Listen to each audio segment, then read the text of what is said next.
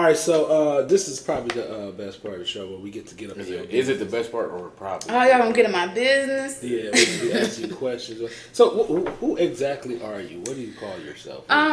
So I mean, I usually just keep it simple with my name, Siara Willis, but I do am relaunching my fitness brand. It is called Superhero Fitness Brand. You can find it on Instagram under Superhero Fitness. We're going to be getting into it with my brand. I do my part of my motto is don't just turn heads, turn souls as well. That is the name of the game. Discipline is freedom. That is one of the hardest foundations I built my brand on. Fitness is just one of the apparatuses to master the phenomena of discipline. Once you master that phenomena, it can permeate to other areas of your life. I said that people like, it's an oxymoron. How can discipline be freedom? I said, listen, God is poetic. He's the reason why you know how to write and that you're creative and things because he's the best writer in the game. And so it's poetic and how beautiful of a phenomena that discipline equals freedom. And that's the whole concept. I believe I'm a Christian, so I believe that's the whole concept of the human spirit is that this delayed gratification. The problem, especially not trying to get on a tangent here, but the problem, especially in America, is that in the world period is that we crave instant gratification. We are built on instant gratification. That messes up the mechanism, the reward system in our brains. And so when we grow up in a world where it was constant, we crave instant results, that we actually damage that mechanism. And so part of rebuilding yourself and becoming the best version of yourself in life is actually delaying gratification on purpose. And actually, when you're doing reps on that machine, it's burning. Why am I doing this? It hurts. That is the actual payment for the reward in any scenario in life. That burn or that even like when you go through stuff, that trial, that thing is the actual cultivating the payment of that reward. And I just believe that. So we're not gonna just turn y'all heads because we're gonna look like superheroes, okay? Vixen video superhero in one, but we also gonna change your life. You a motivational speaker? I actually am a speaker. I'm an actress. Obviously, I'm in movie Resentment. I definitely have a gift for the and that actually does make sense when you say that people are into instant gratification because, and I know a big part of the reason why we're into instant gratification because we feel like it pays us right now, and now we live in the time of clicks and likes and views. And all right, so this is probably the best part of the show where we get to get up. Is it the best part or probably? Oh, y'all gonna get in my business? Yeah, we ask you questions. So who exactly are you? What do you call yourself? So I mean, I usually just keep it simple with my name, Siara Willis, but I do am relaunching my fitness brand. It is called Superhero Fitness Brand. You can find it on Instagram under Superhero Fitness. We're going to be getting into it with my brand. I do my part of my motto is don't just turn heads, turn souls as well. That is the name of the game. Discipline is freedom. That is one of the hardest foundations I built my brand on. Fitness is just one of the apparatuses to master the phenomena of discipline. Once you master that phenomena, it can permeate to other areas of your life. I said that people like, it's an oxymoron. How can discipline be freedom? I said, listen, God is poetic. He's the reason why you know how to write and that you're creative and things because he's the best writer in the game.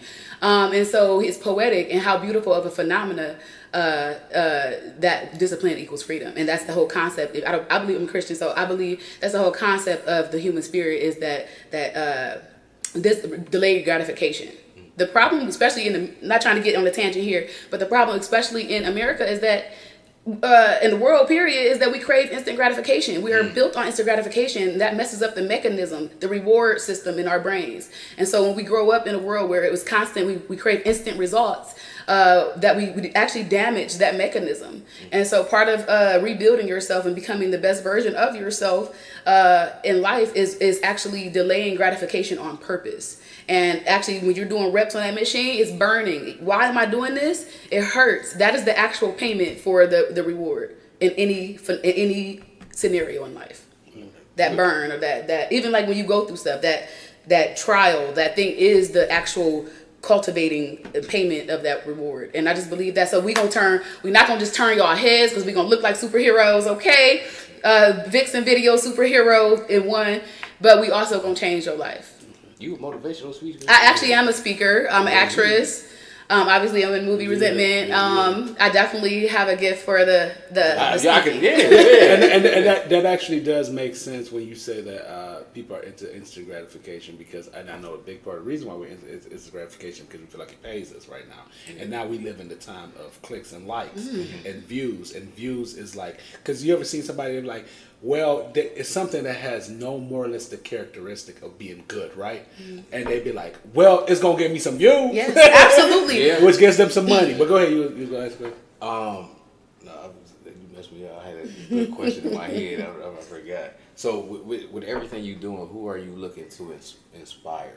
So just, I love everybody that love me. I'm not one of those people that's like blackity black this, blackity black that. I call white sugar honey iced tea and I call black sugar honey iced tea because I stand in the middle on truth. And so but I do have a soft spot for our people and our culture, whether whatever shade. It doesn't not even a specific race. There's our culture, and that's because that we were being propagated against, and we're lacking the spiritual. We were lacking the spiritual stamina to actually combat the things that we're wanting to work on, that we protest against. And so we got that side of it, but we lack the actual morality or action to it, to putting it behind it. And I worked in corrections and stuff, and I always tell people they have a problem with accountability. Accountability doesn't mean that it's your fault. It does. You can have 13% of the accountability, but you own that 13%.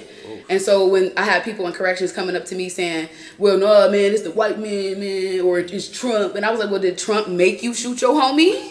Right. Trump didn't make you shoot your homie. There's a level of, So you want to have. I want to target the people that are lost in the sauce. So how in depth does these conversations go with you, as far as, do you go, because I know it's a large conversation, it's a huge conversation when you talk about, because when they do say it is, not trying to be devil's advocate, when they do say it's not their fault, it is not their fault per se, but they are accountable for it, right? Because the fault of the things that we do is the spirits around us, right? And the fault of what we do is the misteaching. And God put you in those situations, but you have to make a correct choice, right? Right. So do you want to start at the bottom? Because I feel like it starts when they are born, right? Yep. Because a lot of, like, this is like questions, and these things like people like Candace Owens don't want to have conversations about, right? So white supremacy creates a lot of things, right? But white supremacy doesn't own everything anymore, because we're given choices to do certain things, right? Because based on, humanity, free will.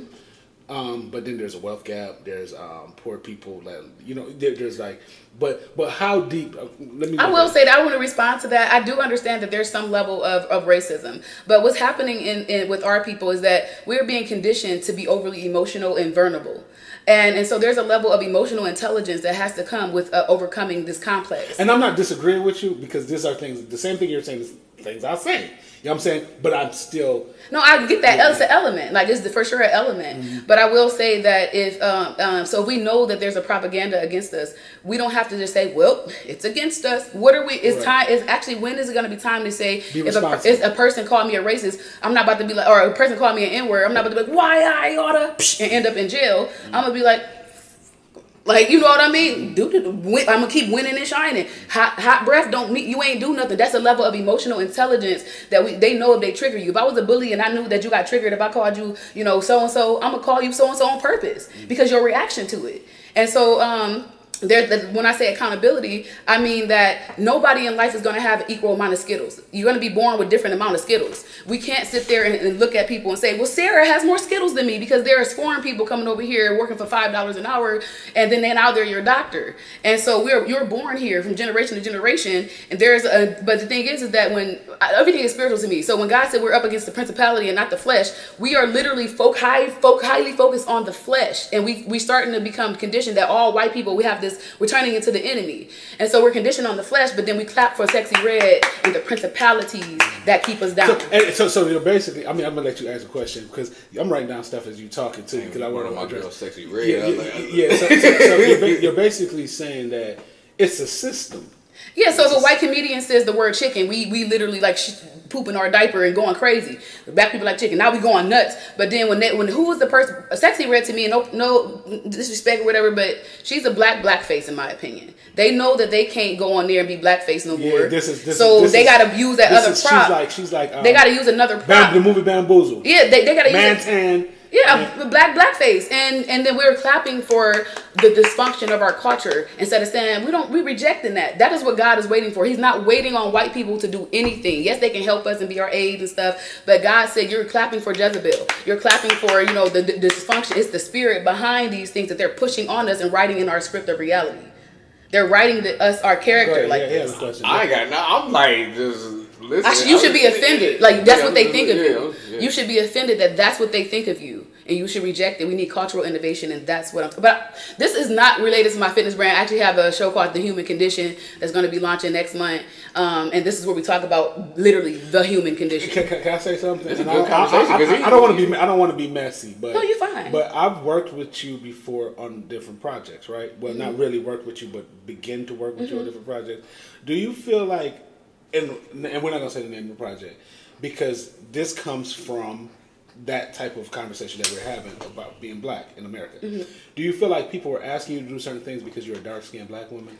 Because I felt like they were asking you to do certain things because you were a dark-skinned black woman. And I wanted you to do something different. That's why I have you doing something different. But please don't say names and stuff like that. I'm not going to say names because I'm not the type of person, like I want to be a dark-skinned Pocahontas. I never felt no type of way about how I am. But I will say that at jobs, because I've worked in pretty, places, where I'm the only black girl and then I got the big booty and I'm at the counter. Like, you know what I mean? So they judge you based on what you look like. She not smart or she's not this or she's probably going to mess up the paperwork or, and I've had experiences like that where then I actually cracked the system because it was broken and I stacked the papers on her desk. I said, take a look at this. The whole system, the whole computer software is messed up and I actually audited it and found the problem for the whole company. And so I think that people judge you, especially me. They think, who is this big booty black girl at the desk, or she must be aggressive. So the same mannerisms that I do, I can just talk with my hands like this and it's like, you're aggressive. So that's especially when men say it and when black men say that dark skinned women are aggressive, don't you know that that's what they think of you? That because of your skin tone, so you're literally siding with the people that think dark is aggressive, and so you need to erase that. There's a sweet chocolate woman out there all around. Like, well, I mean, if you think about it, it's the same for men too. Because if you look at what's going, I haven't been paying attention to all of this, but if you look at the Drake and Kendrick Lamar situation, it's like everybody loved Drake at one point, and now it's like they treat him like, oh, he's a white man. You know, anybody, but you know what I'm saying. So yeah, so like, there's a different, or he's looking. We have different levels in our community too. Or of like hate. Even with men, it's just like when we talked about on the show. It's like if you do something like, oh, why you acting light skinned? You know what I'm saying? So so and like you see, like if you see a man that's dark skinned, we talked about that on the show yesterday when I ain't gonna say no names, but this dude that I used to be cool with, we was friends, and he a light skinned dude, he a light skinned fella. He told me like, and he was like serious but not serious, playing but really being serious. Like, dude, why you go? Because his all the women he with is white. You know what I'm saying? But this dude told me. You go to Whole Foods. You shop at Whole Foods. You go to I go to a lot of white places per se. Let's say they call them white places, but I don't call them white places. I call them places in America that I go to because I didn't come to. So it was like when they look at you, they get scared when they see you. But I would go to these places and have the best conversations with people. That would be a total difficult to me. And I'm not saying that some of these people aren't racist or some of these people don't have these ideas of me. But this person, like somebody black that happened to be light skinned, try to make me feel like I can't do certain things because I'm dark skinned. So we all go through it. You know what I'm saying? We all go through that whole pigment. I will say this is the dumbest thing ever, and I promise you I hate this, and I just want to speak on that, is that I love people that love me. The media makes it seem like racists are everywhere, so then you start being conditioned to be vulnerable and self-conscious about white people being in a room. White people, I walk into a room full of white people, if they love me, I love you, I don't care. I'm not a person that I don't rock with white people, because now you're doing the same, you're turning into the enemy. I love people that love me no matter the shade, and I will say the media does make the percentage of racists seem way more than it is. But yes, there's rapists, there's murderers, there's racists, there's bad people in the world. But why do we keep on watching them? Fuck them. Oh, sorry. and win. and Just keep going, like, because I know. I'm sorry. YouTube, but go ahead. Oh yeah, okay, on YouTube. Sorry, bleep it out. And then another aspect of this dark skin, light skin thing, which I hate, because I always, if I had to be born again and make an avatar, I would choose to be brown like tree bark. I want that color, and I've never wanted to see, you know, like a pink or something, which is beautiful, and we both love ourselves and pick ourselves, right? But when I see dark skinned women crying on the internet, and I'm not trying to be like rude or insensitive, but you acting like it's a disability. Like I had to learn to accept. It's not a disability. Acting like you don't like it. Well, it's fair enough to say, especially in 2024. But let me finish the sentence real quick. But I am going to disagree with you. Now, especially in 2024, if I was a dark-skinned 9-year-old girl and I'm watching women that look like me crying instead of just like winning in life, like, you know what I'm saying, and just being confident in life, which is why wouldn't we? Because the world's a lie. You go to other countries, they fawning over you. You know what I'm saying? And so, and then my inbox ain't short of men, all colors. But you're attractive though. Okay, well, I know what you're about to get at. But real quick, if I was a 9-year-old girl watching that, I would start to think, oh, there is a problem with my color. You keeping that narrative alive by acting like that is something wrong. But wouldn't you say dark. it's fair to say that everybody's psychology is different based on certain things? Like you're attractive. You have like you have very what's that? Your aesthetics, like you have very fine. You know, you're dark skinned, but you have very like you have very Eurocentric features. Per se, you're a very good-looking woman. You speak very well. You're very confident, and sometimes these women, their psychology is different based on certain things that they probably been through. Yeah. You don't know what they went through. So for you to say that, oh, you shouldn't be like that, because that's their therapy too. Getting on online and doing that, just like your therapy is because you are fabulous. You know what I'm saying? You're amazing. You know what I'm saying? But I'm just saying that you shouldn't sell them short. I do sympathize with them because there's women that I seen to get bullied, but they just never targeted me. Like you might have a dude that be like, they try to talk. Because you fine. They never. But I stood up for them for the girl. They be like, don't let them. You know what I'm saying? Right. But I do get what they're saying. But you get bullied. My point is the emotional intelligence aspect. You're gonna get bullied for something. You get bullied for being too rich, too poor, too short, too light, too dark. So it's just one of the aspects that you get bullied over. Now it's time to have emotional intelligence. If I have a daughter and she get bullied for being overweight all her life, and then now she's 20, mom. And then now she's 30, mom, they bully me at work. Now she's 50, mom, they bully me. Girl, if you don't just learn to just like, you know what I'm saying, like walk either in lose that, some weight or do something about it, because you might need to lose some weight. Is that not a bad, like, it's reality here. This is red pill, like with reality. I think, and so I think that there's a level of emotional intelligence that comes with not letting somebody's hot air and make you I feel know what some you're about type to say, of way. but go ahead, go ahead. I think in our community we have so many things to work on. You're not even just it's just the men versus women debate, the caste and the color debate. Like, you know, we all have our things that we deal with. Just like me, you know, like even like being short, you know, everybody got something to deal with. You know, I'm not 6'1", 6'2", and it's like, but the thing about it is, I think a lot of stuff that, and I see, because I don't really get offended by it, but I just feel like it's more accepted when people crack jokes. Just like with Tory Lanez, it was so many jokes about him being short or whatever. But then let me joke about somebody being overweight. Then you know, when I was in high school, and this is a true story. I had two older brothers that were very popular in high school, and I remember like one of my friends. What was the dude's name? I can't remember. Light skinned dude. Can't remember his name, but he used to hang with them too, like my brother's friends. Yeah. And me and him was friends. And he stopped rolling with them like that. And I asked him why, he stopped kicking. Brandon, his name was Brandon. Like, why you stop kicking with him? Like, he's like, cause like you notice, like they never would take me anywhere because I went from like 360 pounds to 165 pounds in high school because I took I took acknowledgement of what was wrong, what was making me unhappy, and then I started like working on it. So. My friend told me, he was like, man, they used to always be like, they would call your brother. You said they would call your brother to go places, but he was like, the reason why your brother never used to go out with them too, because your brother used to be like, man, F them dudes, because they didn't want to take me because I was fat. And these are men. We're all men. You know what I'm saying? And they like didn't want to take me to certain places because they didn't want to look fat. Biggie Smalls, the perfect example. They always be like his little fat ass brother. We don't want his little fat ass brother. No, that's what they used to say. That's what they used to say. Now imagine if I was your like friend. But guess what happened? After I lost weight, these same people try to become my friends. Because you fit the aesthetic now. Because you fit the aesthetic. And it was like y'all dudes acting like females, acting like hoes, acting like bitches. And my thing is, I didn't mean that. Right. Yeah, but go ahead. My thing is, I would never. You can't offend me unless I respect you. So if I don't respect you, if you calling me all names in the book, I'm gonna be like, hey,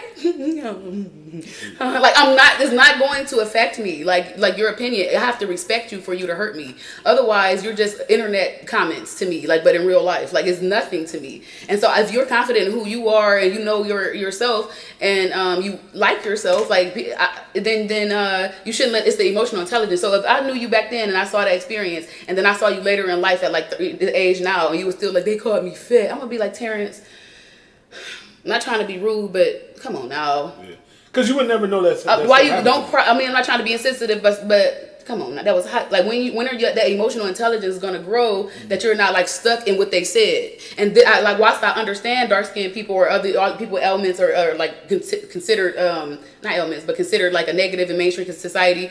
While I sympathize with them, I also want the best for them. Yeah. But the thing is, we can't. Sometimes we're not stuck in those things, but we do have moments that bring us back to that time period where you have to forget. Like, if I want to be dark, then you can't tease me for it. It's like if I'm rich, right? If I like you so rich with your Bentley, your Lamborghini, you can't tease me over something I prefer. Yeah. And I just wish more dark skinned girls preferred to be dark skinned instead of just accepting it. I saw something on Instagram where they had, what's her name? One of the Kardashian ones. One of them. the one that when she first got the surgery she looked good, and then after a while it wasn't just Cardi. It was. Was it the mixed or the one? It was the younger one. Yeah, what's her name? Kylie. Yeah.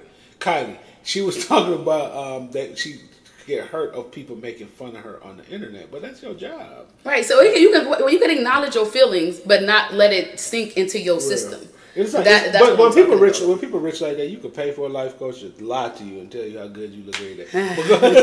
Yeah, so, man, y'all was having a good date.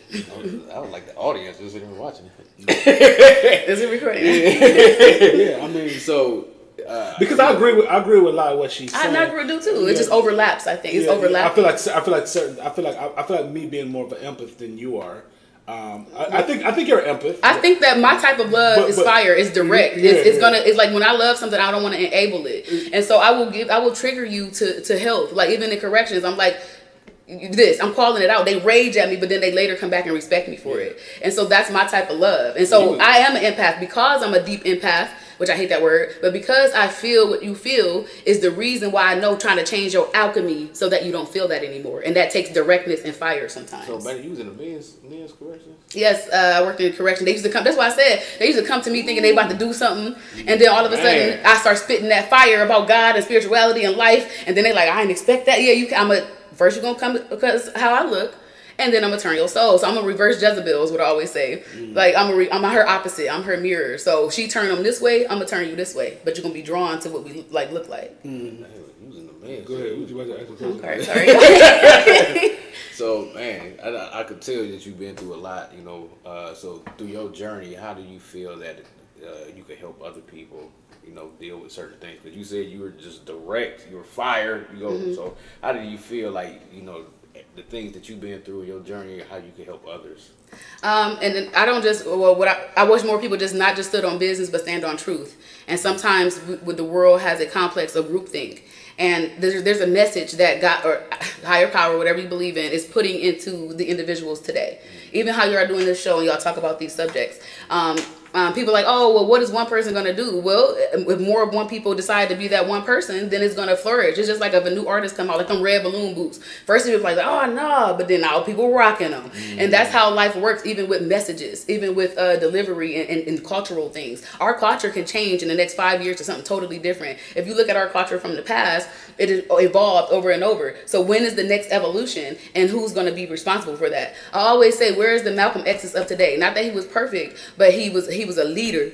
And where are they today? And I will say, even with the red pill community, which I agree with a lot of stuff they talk about, but y'all sitting around sipping red pill tea, complaining about women, but God put you as the CEO of your culture. You can't just blame the employees. There's even an innate responsibility that you have as a man, even an innate one, to run your company correctly. Yes, women are wilding and men are wilding. It is not a men and women issue. It is a cultural issue. So my whole plan is to try to become influential in a way that people will listen to what I'm saying, and maybe it'll penetrate, because I do know how to like penetrate your heart. Like I know how to like get deep. I know how to pierce people. And so once I bring them in, and then I want to shout out just friends in the community that supports me.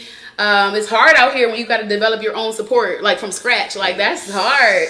And so I just want to shout out and give love to everybody that has followed my pages, that are supporting me, that likes the collab. And that's it. Well, we're about to go on to the next portion of the show where we're going to talk about Swiss Bees. yeah, we edit all of that out, so we don't. This is not live.